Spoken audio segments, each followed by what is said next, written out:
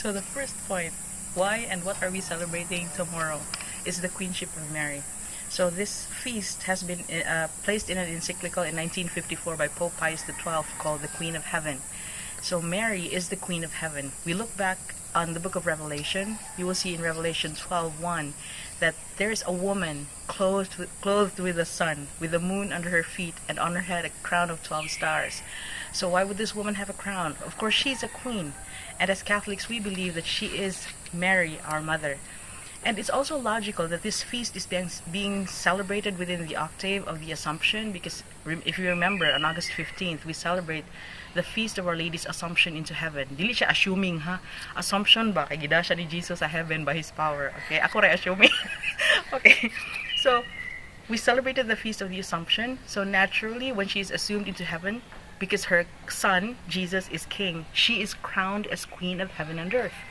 So therefore, on August 22nd, we have this feast of the Queenship of Mary. So if we look at it, that the Queenship of Mary is actually a share in the kingship of Jesus. Because for sure, if her son is the king, of course, the mother is the queen. So we spoke about why we celebrate the Queenship of Mary, but actually the first topic overlaps with the second topic, that what is the role of a queen? So why do we celebrate this? Because she is an important queen. And what is a queen anyway? So a queen, aside from being either the wife of a king or the mother of a king, is a very important woman in the court. Actually, for the Jews, the queen mother is much more important than the king's wife. And she's known as the Gebira.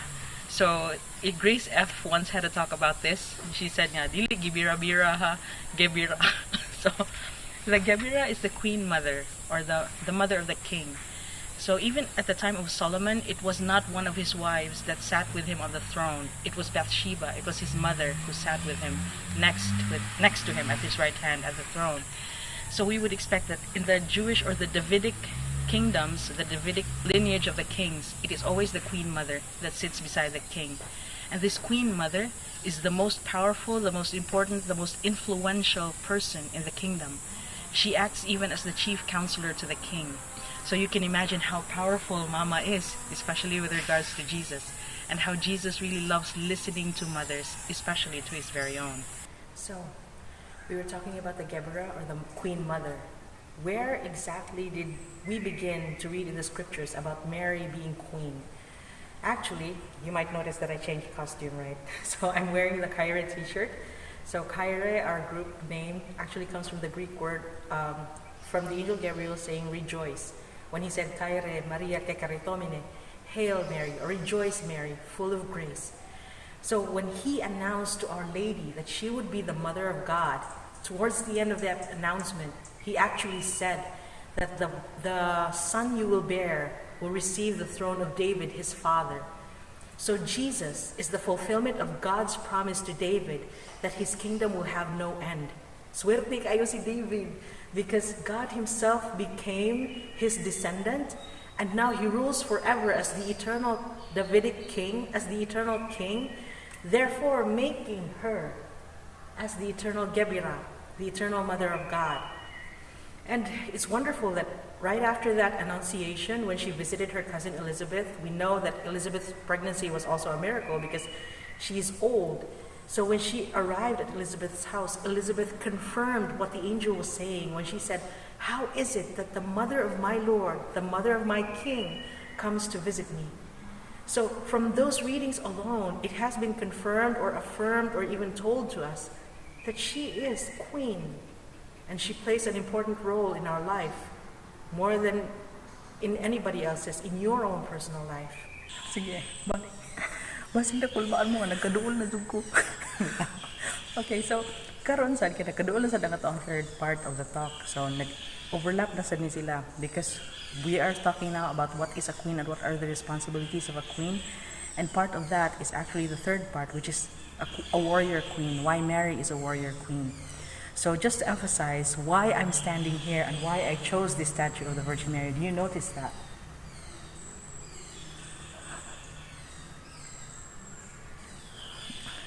Do you notice her tummy?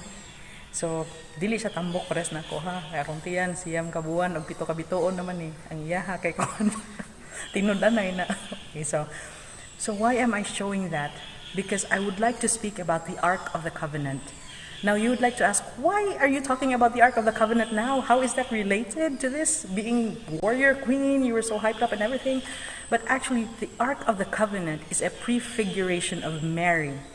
So in Hebrews 9:4, it is said that what does the Ark of the Covenant contain? It contains a golden pot filled with manna. Remember manna? Ang katong food nga gipakaon sa Ginoo nila falling down from the sky during the time of Moses. And there were three things actually inside the ark.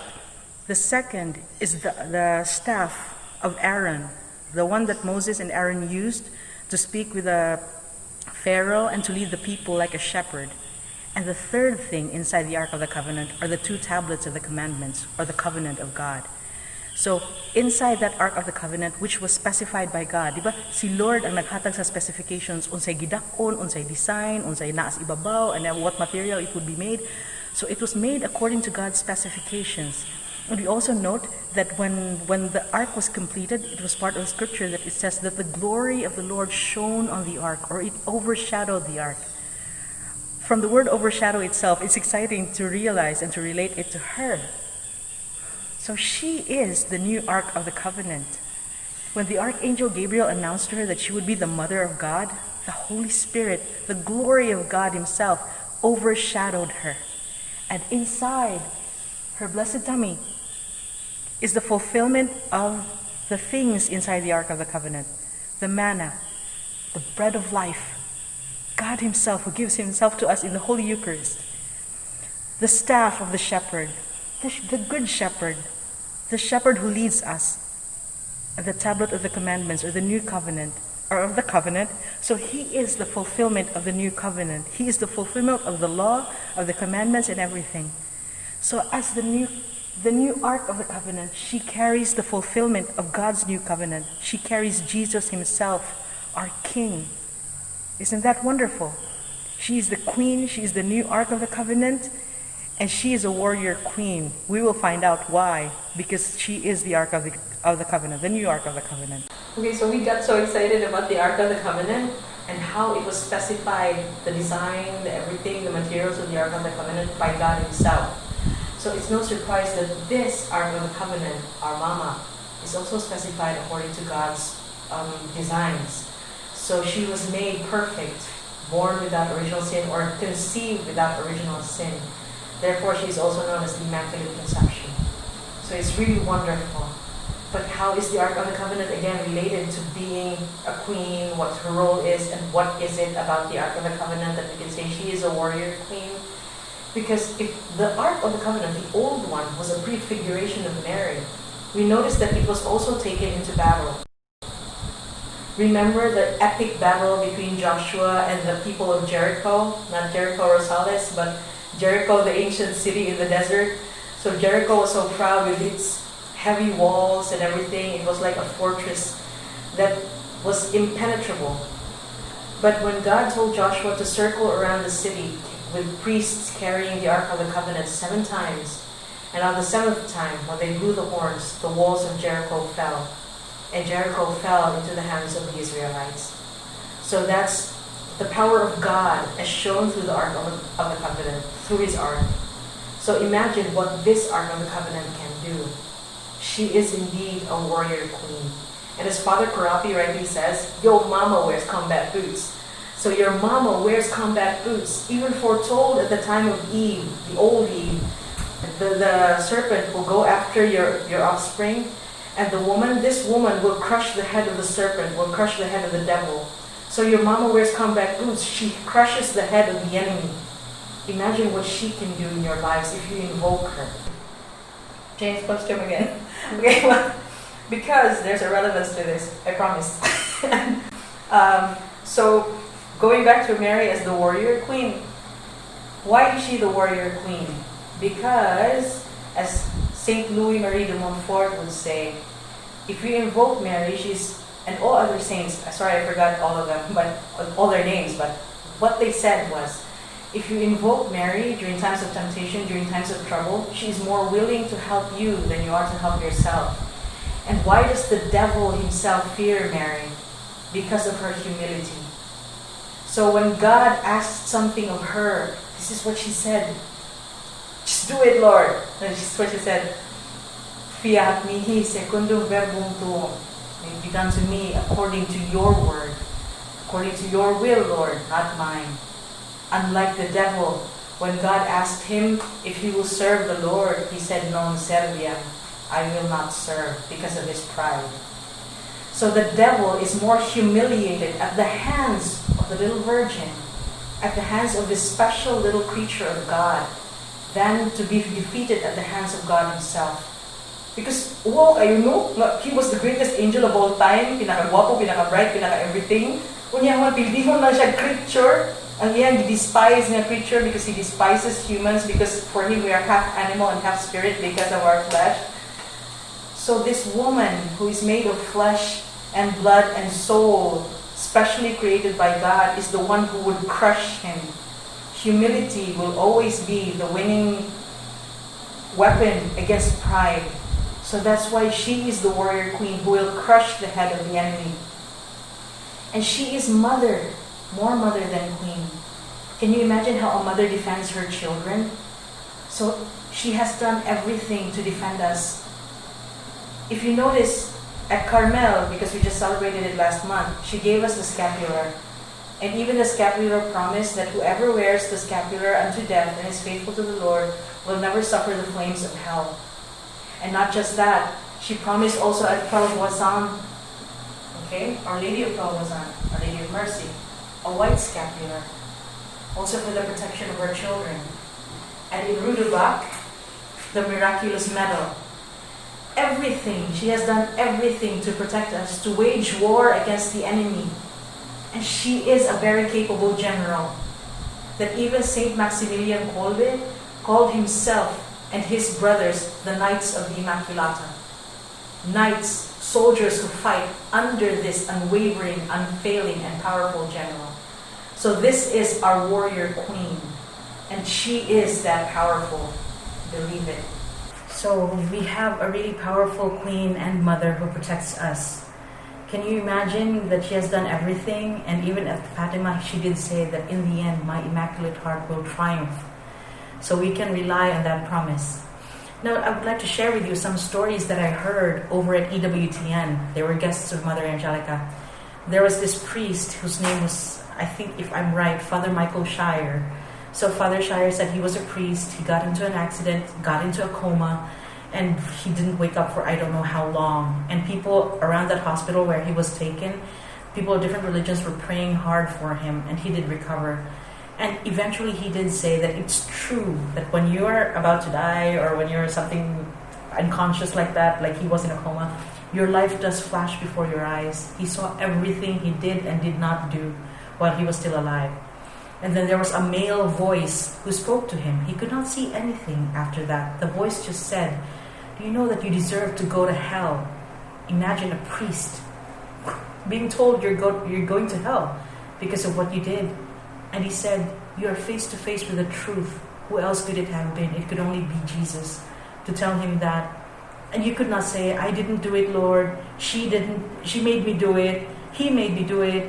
I couldn't deny it because I saw it for myself that it was all me. Okay, so he could not deny, he could not say, "She made me do it, he made me do it," because it was all him. He knew that it was all his fault. And so when he was ready to accept the sentence, okay, I'm going to hell, I can't do anything about this anymore. Suddenly a voice of a woman, a female voice, said, "What about we give him another chance?" And then the male voice, you could feel the pain in the male voice saying, "But mother, he has been a priest for 12 years for himself and not for me." So he could just imagine it was Jesus himself. Jesus was hurt that he was a priest for 12 years. Indeed, he said he was a priest, but the reason he wanted to be a priest was because the priest was popular. The priest was, especially in the parishes, was loved by the people. He received a lot of gifts and everything. He even had a sports car. So that's why he wanted to be a priest in the first place. And that's why Jesus was so hurt at that time, saying, "Mother, he has been a priest for 12 years for himself and not for me." But still the woman's gentle voice said, But son, what if we give him graces? What if we give him things that can help him? Let's see if he bears fruit. And Jesus paused for the longest time. He didn't say anything until finally he just said, all right, mother, he's all yours. And that's when Father Shire said he remembered waking up from his coma. And days later he realized what had happened to him actually. And he said, in all humility, I will travel all over the world if you invite me to say my story, to tell the world what a mother we have, what a queen we have. She really fights for us. And there's also another priest that I would like to share a story with, Father John Corapi. It's like he said he did everything in the book. According to whatever sin it was, he did everything. And he grew up as a Catholic boy, whatever, but he left home. He wanted to explore and everything. He dated because he was into drugs. He was peddling drugs. He had a lot of money. And he knew every rising star out there. He dated all of them, most of them, the women. They're famous now, he said. So one time he was driving his red Ferrari and there was how many pounds of drugs, heroin, at the trunk of his car. So as he was driving, he was speeding along, showing off his car or whatever he had to his girlfriend at that time. A police car suddenly honked at them, like, pull over. So he was, oh my God, they're asking me to pull over? So he's not so much nervous about being given a ticket for speeding. He's much more nervous with the drugs in his trunk. So when they pulled him over, another police car came. So 2 police cars. So he said, do they know something? Do they know that I'm carrying drugs or whatever? And then suddenly he was surprised because the police officers, they opened his hood.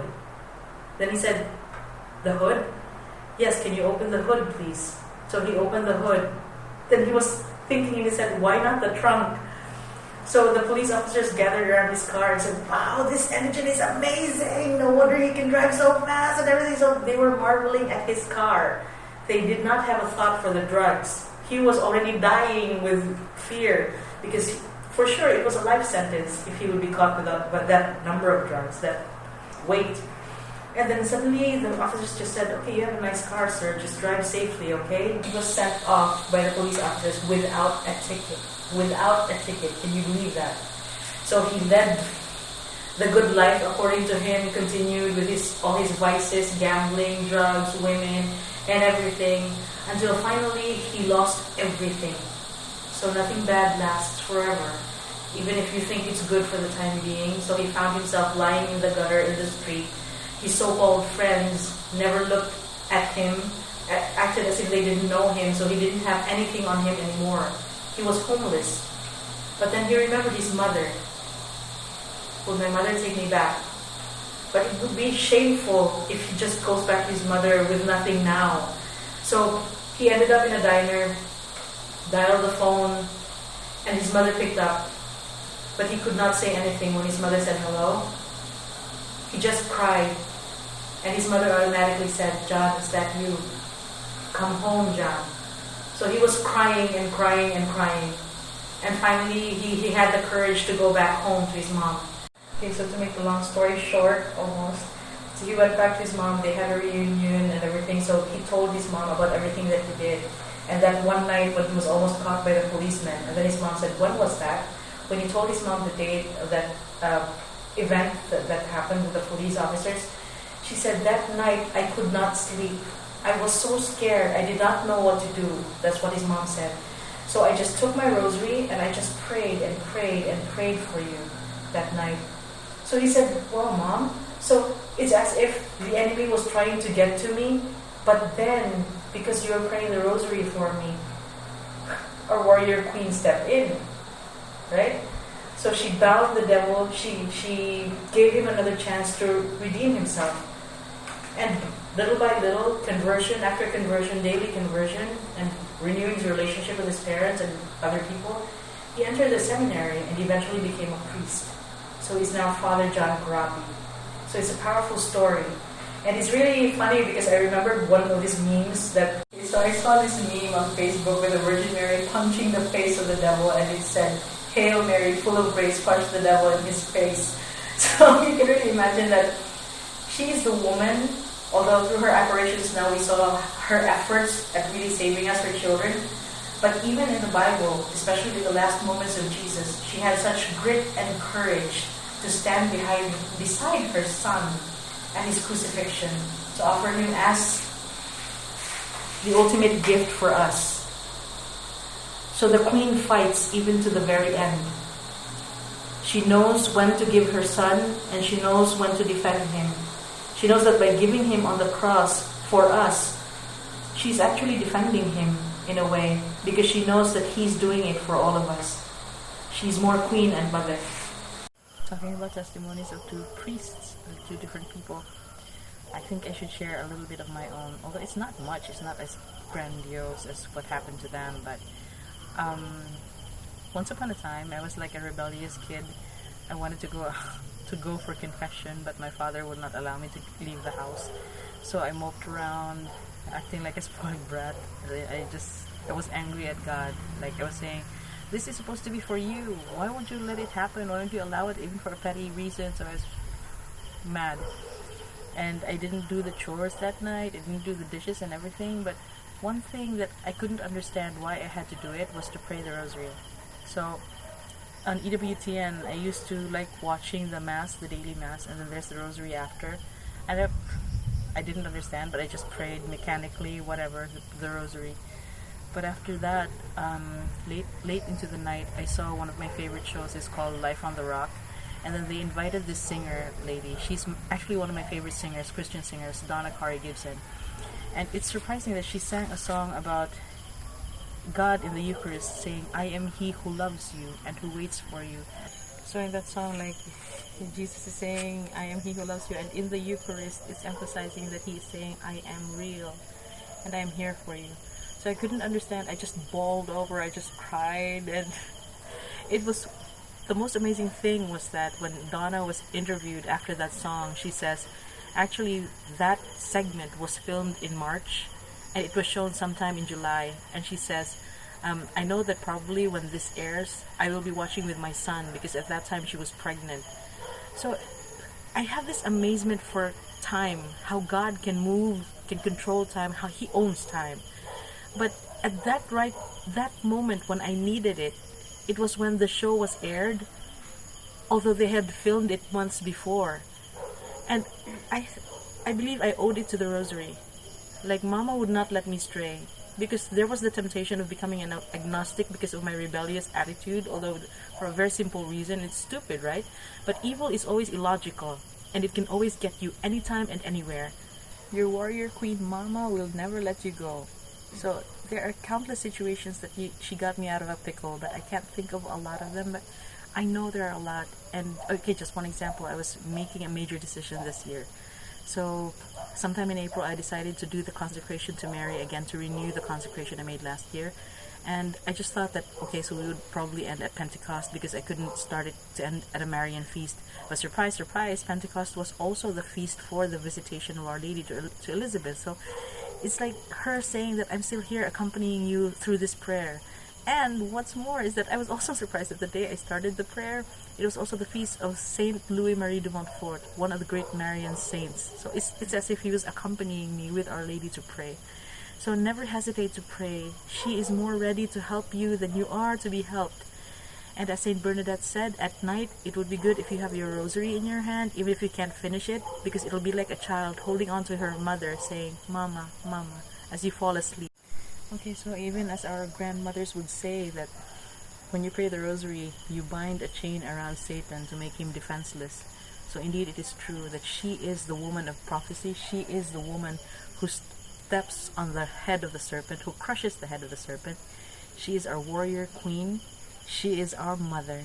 And I'm proud to say that mine and your mama wears combat boots.